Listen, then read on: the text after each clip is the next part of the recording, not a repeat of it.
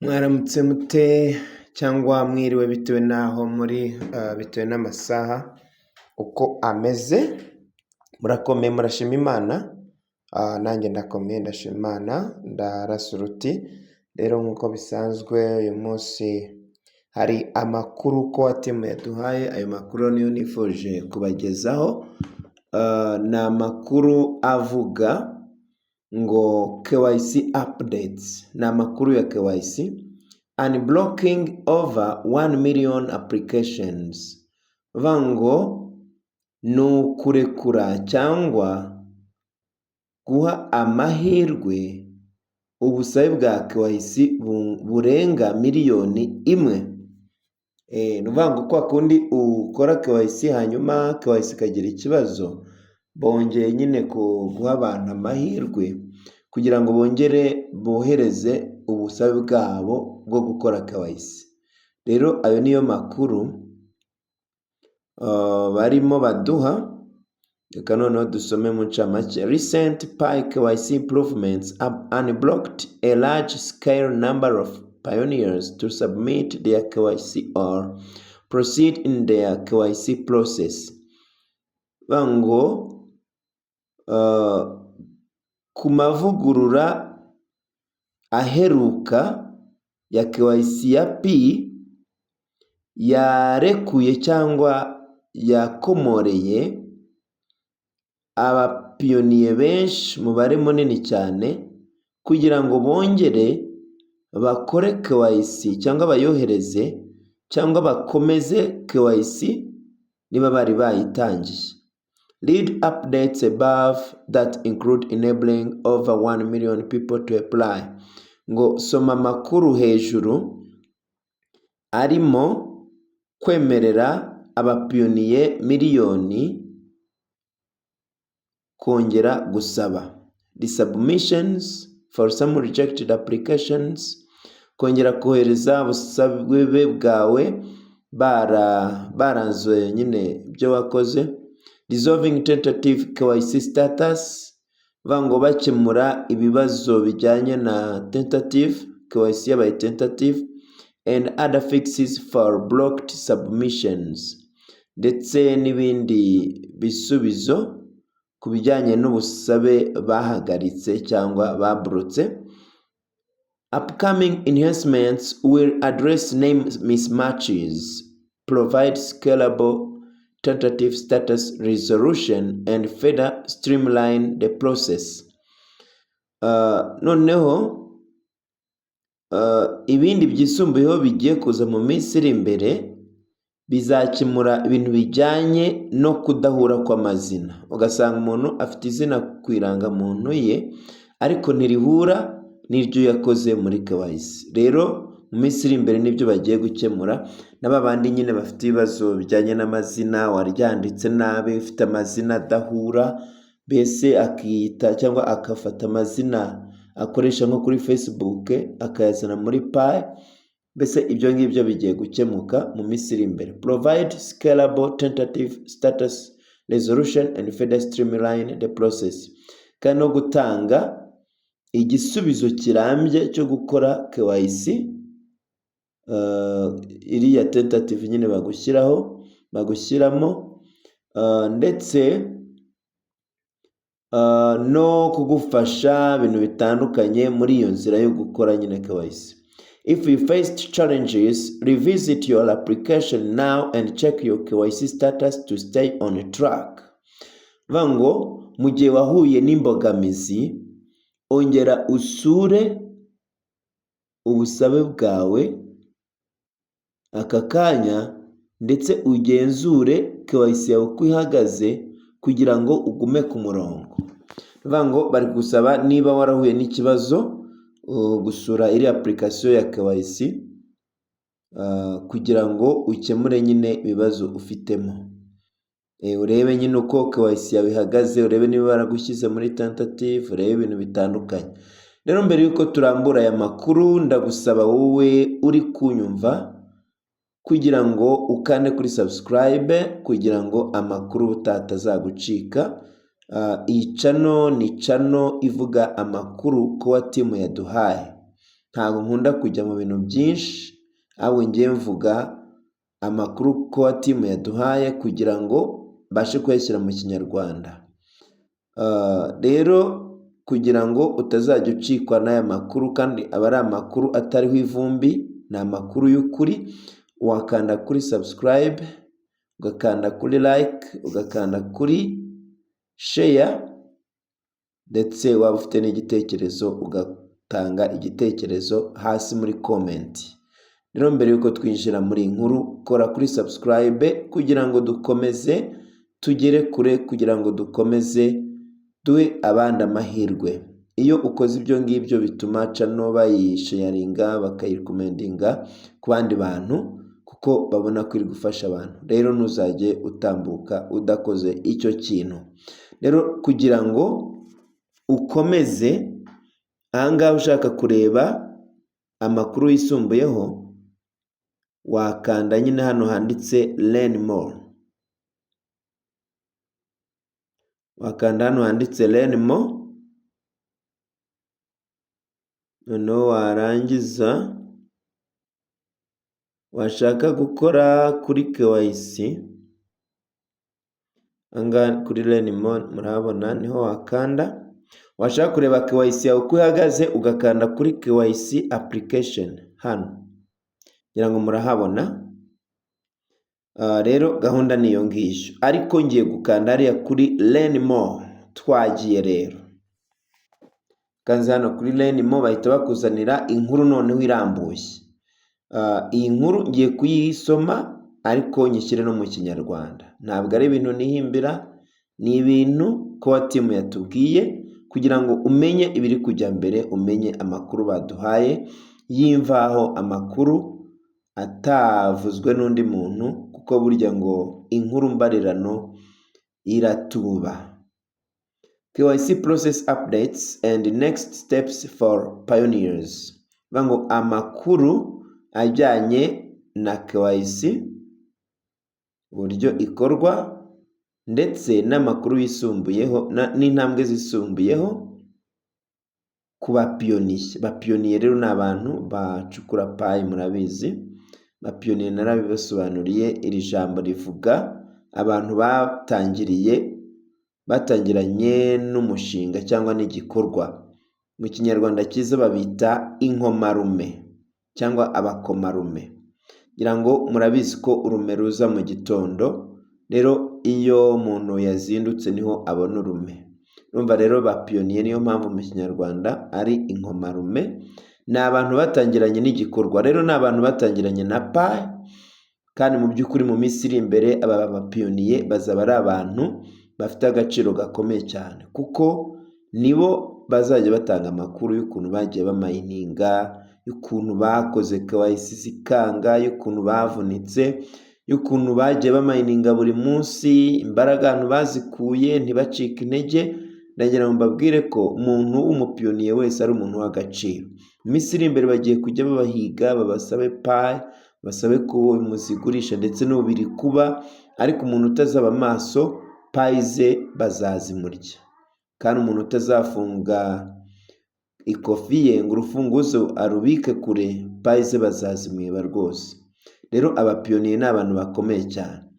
Pi has released and continues to work on KYC updates that help unblock pioneers who need to apply for KYC or are stuck in the KYC process for various reasons. Vango Pi Network, Pi yasohoye cyangwa ikomeje gukora ku makuru afasha abapiyoniye bahuye na birantega cyangwa bahagaritswe, bakeneye gusaba KYC cyangwa gukora KYC, cyangwa bahagaritswe mu nzira yo gukora KYC bitewe n'impamvu zitandukanye cyangwa zinyuranye. Further accelerating Pi's progress towards open network. Vango ibi ngibi bigamije iki? Bigamije kugira ngo bizamure umuvuduko cyangwa bizamure mbese imbaduko yo kuba iri faranga ryajya ku isoko. Open Network. Here are a few recent updates. Ahangaha hari amakuru make aheruka. One, ability to apply.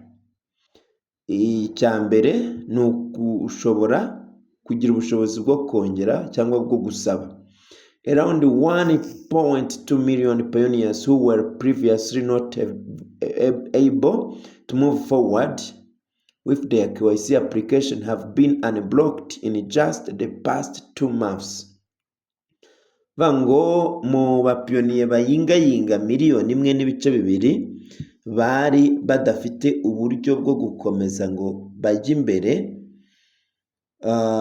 bakore KYC nyine cyangwa bayisubukure irangire, abo ngabo bararekuwe cyangwa baremerewe gukomeza mu mezi 2 ashize. Kabiri, the submission opportunity for rejected applications. Vango aya ni amahirwe yo kongera kohereza ubusabe bwanzwe, ubusabe bwirabujwe. Some pioneers whose KYC applications were previously rejected due to process or submission errors caused by individual applicant can now resubmit once a month. Vango umuntu wakoze KYC ikanga bakayanga bitewe n'inzira binyuramo cyangwa bitewe n'amakosa yakozwe n'umuntu ubisaba, ubu ngubu ashobora kongera agakora KYC inshuro imwe mu kwezi. This improvement has already helped nearly 250,000 individuals resubmit their applications, allowing them to correct mistakes. Vango iri vugurura ryafashije abantu bayingayinga mu 250,000 kongera bakohereza bagasaba gukora KYC ndetse binabafasha gukosora amakosa. Gatatu, processing tentatively accepted applications. Vango ahangaha ku cya gatatu ni ugukomerezaho, mbese bakemera abantu bari barakizwe muri tentative bakayivamo. About 200,000 tentatively accepted KYC applications have been unblocked. Vango hafi y'abantu bari muri tentative bagera mu 200,000 baremerewe, mbese bakuwe muri tentative. Over 122,000 out of these are now being reprocessed to move forward in the process to fully complete KYC. Vango abarenga 122,000 muri abo ngabo barimo bakorerwa icyo gikorwa barimo bigizwa imbere mu nzira cyangwa mu rugendo rwo gukora KYC bisesuye cyangwa kuyikora ikarangira. The remaining applications requires the applicant to take additional actions such as more liveness checks to progress. Vango abandi bantu basigaye, urumva turi kuri bariya bantu 200,000. Vango abo rero nibo bafashijwe kugira ngo KYC yabo nyine yemerwe. Hanyuma abandi bantu basigaye muri abo ngabo twavuze haruguru, mbese birasaba ko bagira ibikorwa bakora. Ibyo bikorwa harimo nka gukora liveness. Therefore, if you are in the tentative KYC status, please check if you can take these additional actions. Vango rero niyo mpamvu niba uri muri tentative wakongera ukagenzura ukajya hariya kuri KYC app muri Pi browser ukareba niba hari ikindi gikorwa bagusaba gukora, kuko ubu ngubu abantu bamwe tentative bari kugenda bayikurwamo. Rero niba utarayikurwamo wasanga hari ibindi bintu usabwa gukora liveness. There will be more tentatively accepted KYC applications unblocked soon. Bango hari abandi bantu benshi bagiye kuzakurwa muri tentative vuba. So monitor your applications to see if any action is necessary from you to proceed. Angari rugomba kugenzura ubusabe bwawe ukareba niba hari igikorwa ukeneye gukora kugira ngo ukomeze. Kane, bug fixes for blocked applications. Bango ahangaha bagiye bareba ikibazo cyagiye gituma ibintu wakoze babyanga cyangwa babihagarika. Key issues that hindered some users from completing KYC have been resolved, such as bugs affecting liveness, videos, and form submission. Bango ibibazo bagiye bagenzura byagiye bibangamira abapiyoniye bakora KYC byagiye bikemurwa, harimo nko gukora iriya video ya liveness ndetse no kohereza buriya busabe, iriya form nyine wuzurizamo amakuru ya KYC. Upcoming updates, amakuru yandi ari mu nzira cyangwa amakuru agiye kuza. Rimwe, improved tentative approvals. Bango ni uburyo bwavuguruwe cyangwa bugiye kuvugururwa mu gukura abantu muri tentative kugira ngo nyine bemere ko KYC yawe yemewe hanyuma bagukure muri tentative. Rero ayo ni amakuru agiye kuzaza mu minsi iri imbere. A new method that has been developed for a while and is currently being tested. Bango uburyo burimo bwarakozwe igihe kirekire kandi burimo bunageragezwa. And improved for scalability will be deployed soon to finalize more tentatively accepted KYC applications at scale. Bango kandi bwavuguruwe kugira ngo bubashe gukoreshwa n'abantu benshi vuba cyane, kugira ngo abantu bari muri tentative bayikurwemo. Allowing more people to fully pass KYC.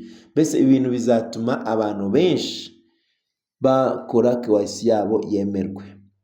Noneho kabiri, ubwo turi muri ariya makuru agiye kuzaza vuba. Aya kabiri rero ni solutions for name mismatches. Bango ni ibisubizo bijyanye n'amazina adahura, bijyanye n'amazina bese atari ay'ukuri. Gusanga umuntu wenda izina rye baryanditse nabi. Ngiye nkunda gukora KYC, hari abantu benshi nagiye nkora KYC aho ugasanga izina umuntu wamwanditse izina yaryanditse nabi yibeshyemo nk'akanyuguti, cyangwa ugasanga nyine umuntu izina afite ntabwo rihura n'iriri ku ndangamuntu. Rero iki kibazo bagiye kugikemura vuba ahangaha rwose.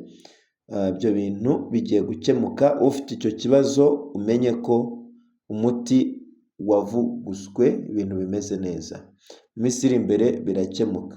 For pioneers whose PI account name and KYC name do not match, these applications normally would be rejected due to their failure to prove their ownership of the account through their verified identity in KYC, including accounts that do not follow the requirement to use real names, despite several clear notices in the app interface, and missed the 2-week window to update the account with their real names.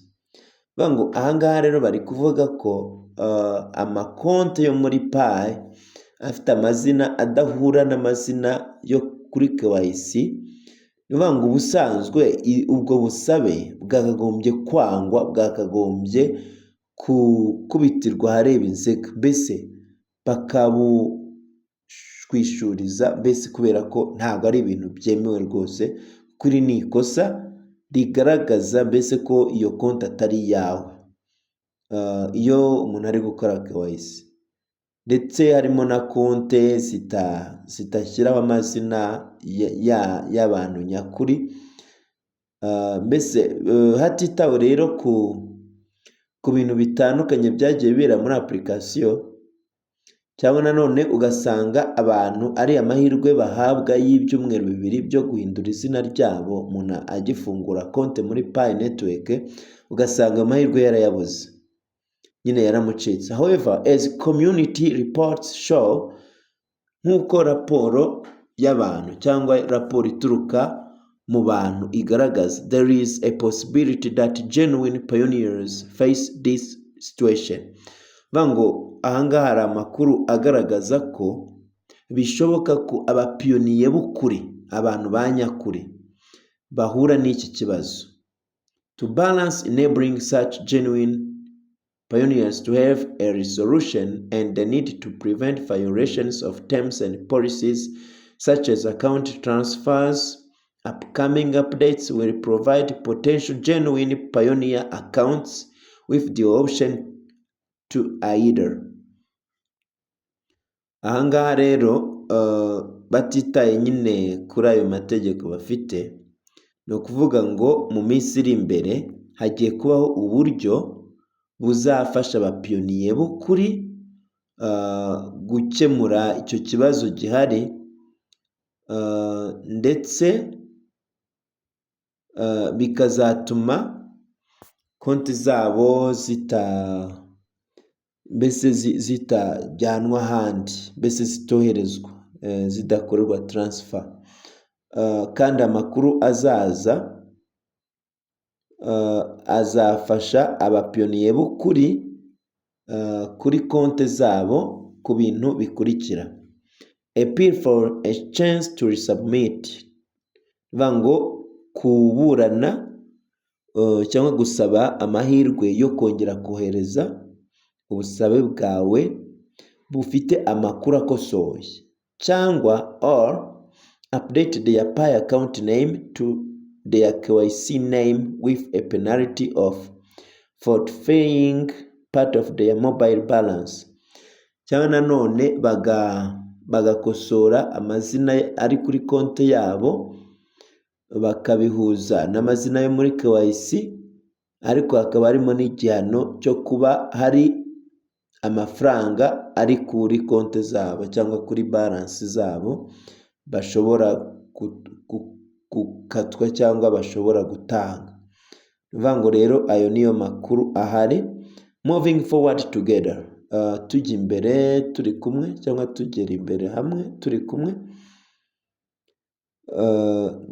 These updates are a key step toward enabling more pioneers to successfully complete their KYC and advance toward mainnet migration. Ni ukuvuga ngo aya makuru mbese ni ibuye ry'ifatizo cyangwa n'urufunguzo rugamije gufasha abapiyoniye benshi kugira ngo bakore KYC, kandi kugira ngo dutere intambwe igana kuri migration ya mainnet, kukujyana kuri blockchain, mbese pizza bakazimura. If you've encountered obstacles with KYC in the past, now is the perfect time to revisit your application. Niba warahuye n'imbogamizi cyangwa ibizazane bijyanye na KYC mu minsi ishize, iki ni igihe cyiza cyo kongera gusura application yawe cyangwa gusura ubusabe wari wakoze bwa KYC, ugasura iri application ya KYC. The latest fixes and improvements might have addressed the issues preventing your progress. Bango ibintu bakemuye cyangwa amavugurura yabayeho shobora kuba yavuze ku bibazo bituma utari gutera imbere, utari kwegera imbere. Remember, ibuka, if you've passed KYC, niba warakoze KYC, complete your mainnet checklist steps to migrate your transferable balance to mainnet, because KYC alone will not enable the migration process. Bango bari kukwibutsa niba warakoze KYC kemerwa, uzuza n'iriya checklist ya mainnet, zira ntambwe zose uko ari 8 kugira ngo Pi zawe bazimure payi zishobora kwimurwa bazijyane kuri mainnet, kuko gukora KYC yonyine ntago bizagufasha kwimurirwa payi zawe, ntago bishoboka. Rero ugomba kugenzura ukareba ko ziriya steps zose wazikoze zabaye icyatsi. We encourage all pioneers to check their KYC status and take advantage of the opportunities to resubmit, take actions required or resolve name mismatches. Turimo dukangurira abapiyoniye kugenzura KYC zabo ko zihagaze ndetse no kubyaza umusaruro aya mahirwe bafite, bakongera bakohereza cyangwa bagakora KYC, bagakora ibikorwa bisabwa cyangwa bagakemura ibibazo bijyanye n'amazina adahura. Additionally, ibyisumbuyeho, remind your referral team and security circle members to do the same in order to verify their accounts and finally migrate to mainnet. Ikindi mbese andi makuru yisumbuyeho, ibutsa ikipe yawe mukorana cyangwa ikipe yawe nyine referral team ndetse na security circle, bari abantu 5 washyize muri security circle, ubasabe gukora ibyo ngibyo cyangwa gukora ibyavuzwe kugira ngo baverifie konte zabo kandi nyuma bazimurirwe payi zabo kuri mainnet. Rero amakuru ahari nayo ngayo kuba team imaze kuduha. Rero nagusaba aya makuru kuyumva neza kandi ugakora icyo agusaba, ndetse iyi video ukayisharinga n'inshuti zawe kugira ngo nazo niba zifite ibibazo nk'ibi bikemuke. Rero aya ni amahirwe abantu babahawe, nta mpamvu yo kuyatera inyoni kubera ko hari igihe batazagaruka. Rero niba uzi ko wagize ibibazo muri KYC, aya ni amahirwe ufite yo kugira ngo uyikore, kuko mu minsi iri imbere iyi Pi network igiye kujya ahagaragara. Bagiye gukuraho icyo bita firewall. Firewall ni inkuta z'umuriro zituma mbese izindi crypto cyangwa izindi connection zo hanze cyangwa ayandi mahuzanzira yo hanze atihuza na Pi network. Rero nibazikuraho nyine bazaba bavuze bati nyine ubu ngubu iri faranga ryakoreshwa ku isi yose. Ariko uburyo bwari buhari ubu ngubu ni peer to peer, kuba wakoreza mu piyoniye payi zawe zikamugeraho nyine, ariko ntago ibyo bindi byari byaba. Rero murakoze cyane, Imana ibamugisha.